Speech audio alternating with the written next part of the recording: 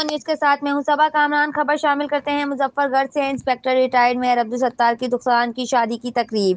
Retired آئی G Balochistan, R P او ڈیرہ اور D P O Muzaffar گڑھ سمیت سول سوسائٹی اور پولیس افسران کی کثیر تعداد نے شرکت کی۔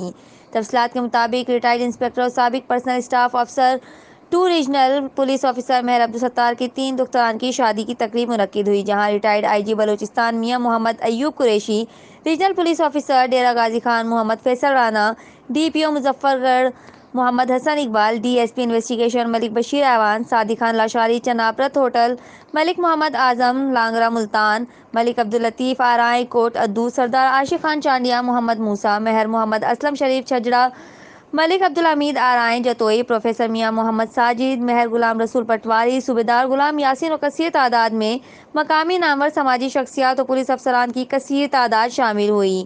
ریٹائرڈ انسپکٹر مہر عبدالستار کا کہنا تھا کہ وہ اپنے افسران کے بے حد مشکور ہیں کہ ریٹائرڈ ملازم کی خوشیوں میں خود شریک ہوئے۔